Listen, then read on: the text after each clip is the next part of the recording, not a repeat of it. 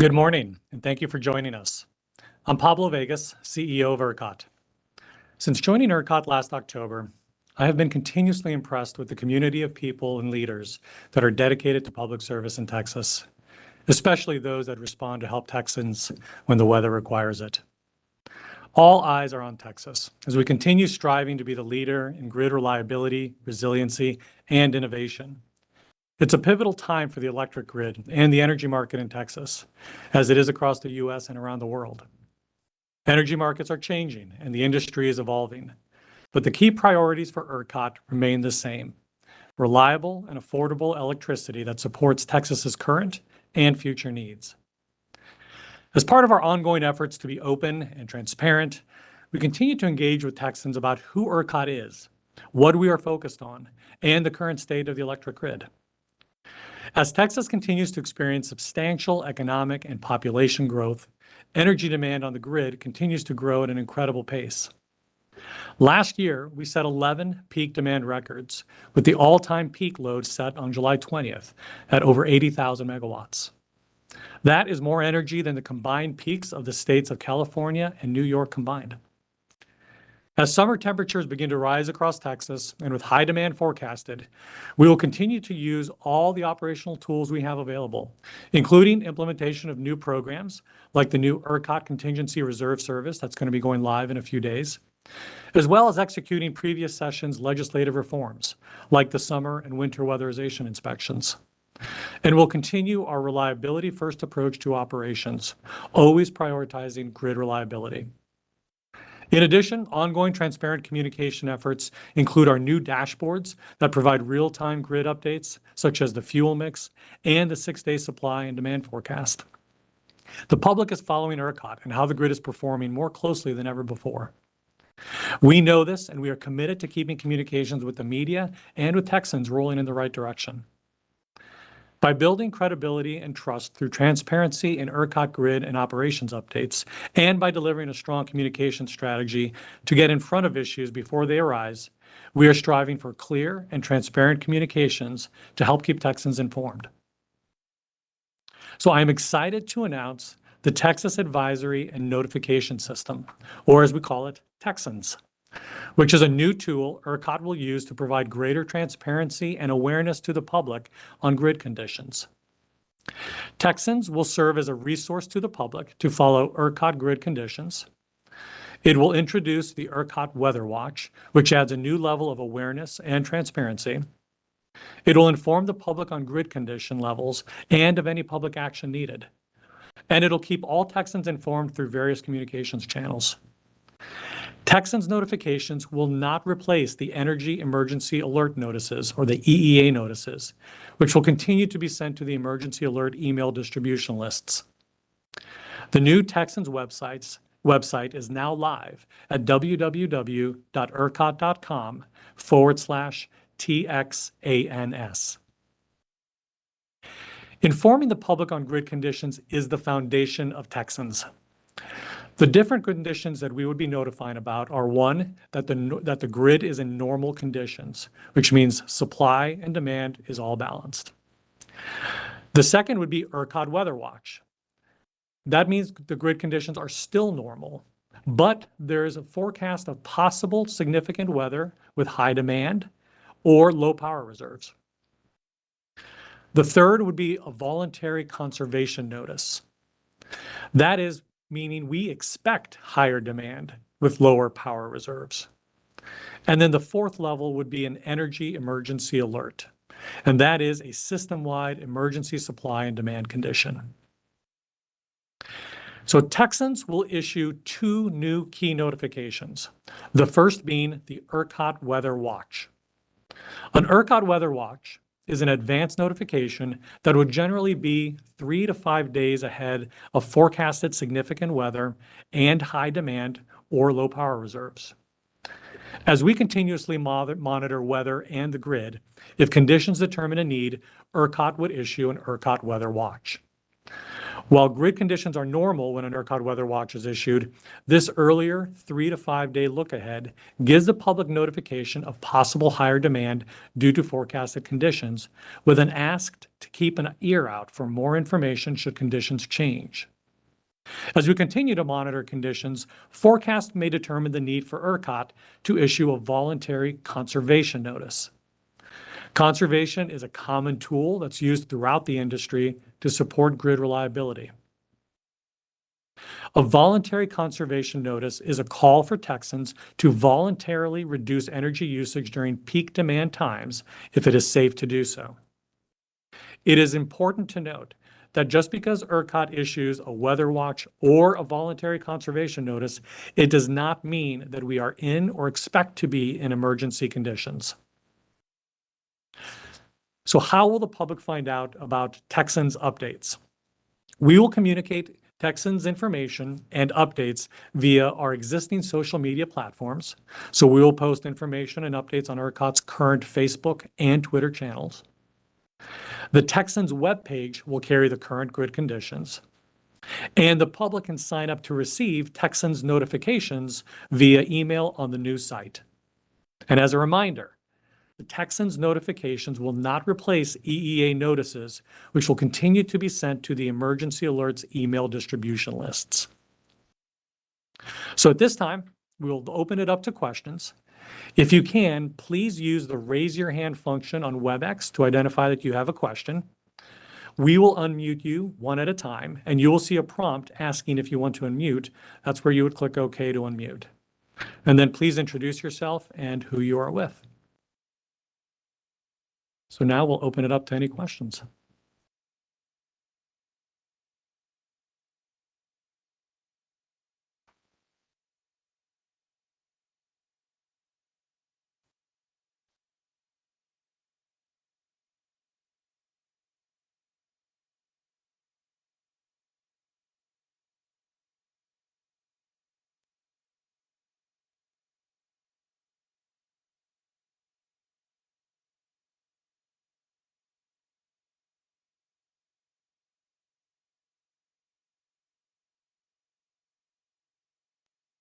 As a reminder, so when you raise your hand, we will unmute you and you will see a prompt asking if you want to unmute. When you click OK, you can go ahead and introduce yourself, who you're with, and proceed with your question. Good morning. This is Rudy Kosky with Fox. Good morning. What other safeguards are y'all putting in to get us through these summer months? And what is your forecast? So we have quite a few safeguards that are in place to help ensure that the grid remains reliable and stable throughout this summer and beyond. So one of the things that I mentioned earlier, we're launching a new ancillary service. And so ancillary services are effectively the reserves that we buy on a daily basis to help manage some of the uncertainty that comes into forecasts, either forecast of demand or the forecast of generation supply.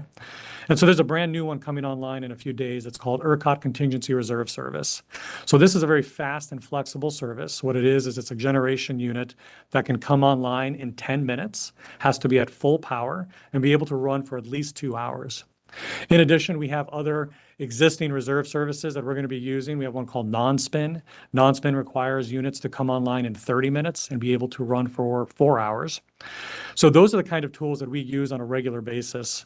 In addition, we also manage the schedule of outages of power plants to make sure that we don't stack up too many outages at the same time and create a risk of having not enough supply when something occurs. And so we have a lot of tools that we're going to be able to use and deploy to help keep reliability going this summer. And to the second part of your question, as we looked ahead, our forecast showed, an expected growth in demand this summer. Potentially, we could see demand upwards of above 80,000. We forecasted a potential one model could be upwards of around 83,000. So we do expect demand to be growing. We've seen additional resources come onto the grid, and so we expect to leverage all of those resources and optimize them to the best possible. But with this, we want to really just open up a new channel and a new tool to be able to communicate to the public and help give them insights as to what's going on the grid and what are the grid conditions, so that if anything were to change, we have channels that we can communicate to them and be open and clear about what's going on.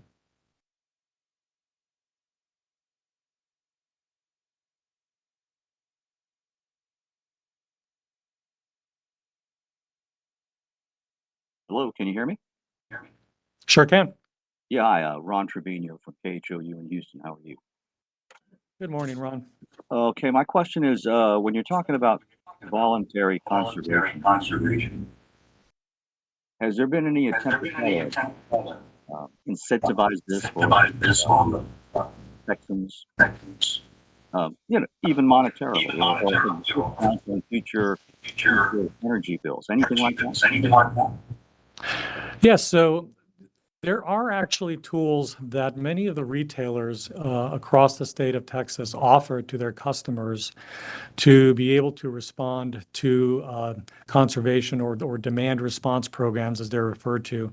Those are facilitated and offered and incentivized directly through a customer's retail electric provider. That's not something that ERCOT does directly. We do have additional part of our reserve services include some high-level demand response programs that are targeted for aggregated large customer groups. And so those are services that we do pay for and use and are part of our suite of tools that we use to help manage reliability. And so what this voluntary conservation request is just a general ask if it's reasonable and safe to do so at a point in time or for a set of specific hours. If folks can pull back a little bit on using energy during that time, it would be helpful for the grid. But it's, again, not indicative that we expect to be in emergency conditions, but it is something that would help us prevent that. And so we want to make people aware of kind of where we are, and if they can help out, this is a tool that is commonly used across a lot of other grid operators in the country.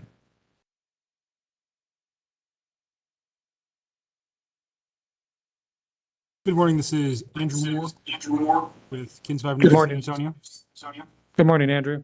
Good morning. Are there still concerns that the state won't have enough dispatchable energy this summer? And do you expect multiple conservation notices this summer, depending on what the wind is doing? So there's not an active concern or a high probability concern of not having enough dispatchable generation. What we talked about when we discussed the seasonal assessment of resource adequacy, the SARA report for this summer, was that there were some very low probability scenarios where during very high peak demand periods and very low available renewable resource periods, that there could be a shortage of dispatchable generation. But as I've talked about before, continuing to find ways to invest and develop dispatchable generation in Texas is very important, has been a subject of a lot of conversations and will continue to be for the next several years. But we do believe that we have enough resources to operate the grid reliably this summer and still expect that to be the case. To your point, to your question on, do we expect many conservation notices? No, we don't expect many conservation notices. What we do expect is, to be able to help keep folks more informed. We would be using the weather watch more frequently than we would ever use, a conservation notice.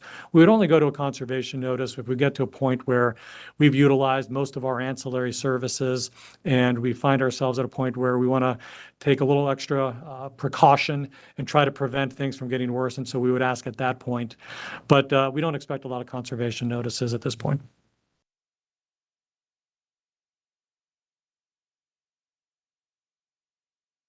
It's no Texas Tribune. We've been Good focused on morning. the legislative session, as I know you have too, and I'm wondering if any of those proposals are going to start coming in, or if you could just speak to the timeline of the changes they made and what effect they have on reliability in the, when we can expect to start seeing reliability from the So it was a very active legislative session, as everybody followed. We are still going through the legislation that passed out of session. We expect to continue to review and analyze the impact that that's going to have on the grid over the next several days, and we'll share more feedback on that as we have a better understanding of exactly what you're asking about, the timeline, how the various pieces and parts work together. We're not at a place where we're ready to discuss that in any detail right now, but I can tell you that we share the same goal that the legislature does, which is to continue to support a reliable and stable grid now and long term into the future. And we'll continue to work closely with the legislature to enact what they passed this session, and we'll share more details as to what those different impacts will be as we have an opportunity to go through the details of the bills. Matt Houston at WFAA in Dallas. Good morning, Matt.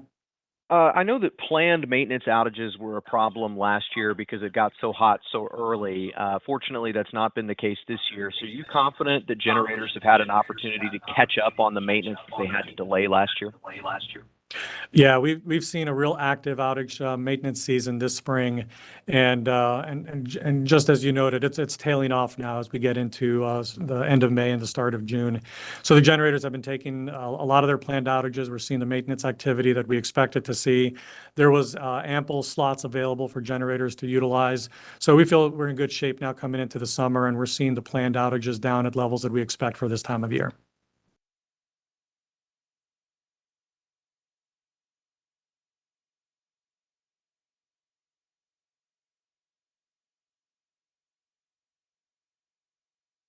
Univision Channel 45 in Houston. Good morning, David.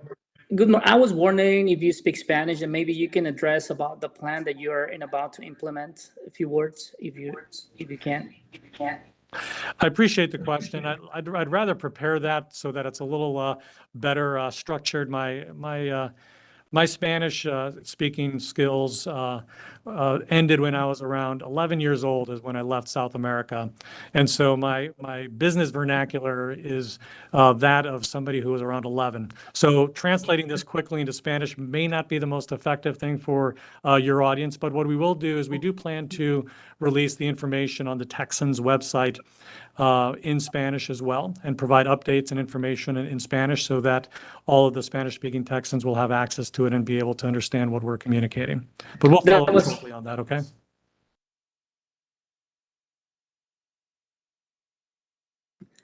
Actually, that was also one of my questions. When is that information going to be available in Spanish?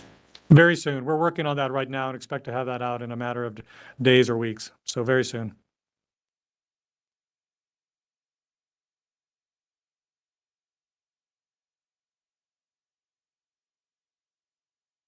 Are you able to hear me? Yep, we sure are. Okay. You mentioned something about new resources coming onto the grid, and I know some of the legislation that the legislature has passed is trying to incentivize that. Do you know of an interest in new dispatchable energy wanting to come onto the grid right now, and to help it make it more reliable? So we manage and maintain a queue of interconnection requests onto the ERCOT grid, and that queue has tens of thousands of megawatts of different types of generating resources that have submitted an interest. Now, when somebody submits an interest, it doesn't mean that they necessarily are going to build or develop those resources. So what we have to do is watch those resources as they proceed through the various steps required in order to actually get to building an actual power plant. Right now, the majority of the resources that we see coming onto the grid tend to be in the renewable space. So we see a lot of solar development. We're also seeing a lot of battery development happening. And that tends to be what we see moving through that interconnection queue more rapidly, more so than dispatchable generation right now. But we'll have to see, based on the results of the recent legislation, how those things change. And we'll keep you all informed as we see new resources showing an interest, as well as actually starting to develop new facilities.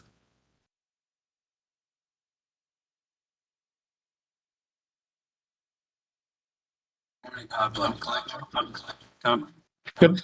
Sorry. Good morning. Tom Kleckner, RTO Insider. How are you, Tom? Question about the PCM, the bridge to the PCM as well. Where does all that stand right now following the legislative session? So, Tom, we're still trying to take a look at all of the specific elements of the market design provisions that are in the pieces of legislation that passed.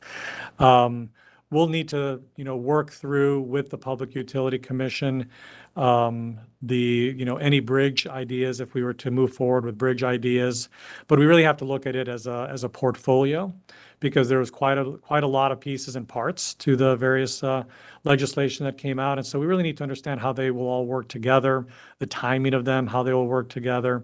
So we're still evaluating that right now, Tom. We expect to have a better understanding in the coming days. And then when we can share that publicly, like we often do in our open board meetings, we'll talk about what our expectations and conclusions are from that and what our next steps are going to be.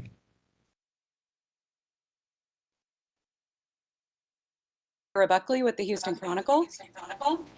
Good morning. Good morning. Thanks for taking my question. Even though a lot of energy experts say demand response functions are important, the word conservation, even with the caveat of voluntary, can cause concern among residents. Besides talking with us today, is there a plan for specifically helping with a voluntary conservation emergency? Yeah, that's an excellent point. And it is something that is so important to try to convey, regularly to all consumers and all Texans. And that is that, conservation requests are a normal part of life. It doesn't happen only in the electric industry, it happens in a lot of industries. And when ERCOT talks about what's happening on the grid, we want to just help people be aware and informed of what's going on. We want to be more transparent. We want to be more open, get people more comfortable with hearing from us under conditions that are not emergency conditions.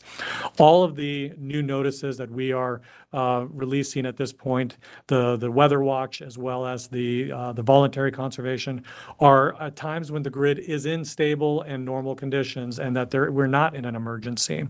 And so we're going to do our best to try to communicate that through multiple channels.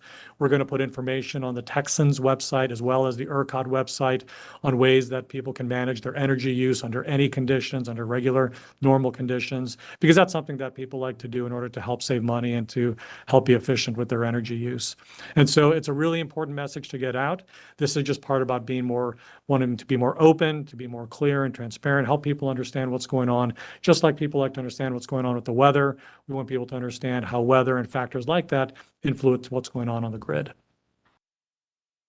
So I think we're getting close here to the end. We're going to need to take just one more question. So we'll open up for one last question and then we'll wrap here. Hi, this is Heather Sullivan with Fox 26 in Houston. Hi, Heather. I was just wondering if you could either show us or paint a picture of what some of these notices might look like if we are seeing an issue. Like the examples you showed, everything is good.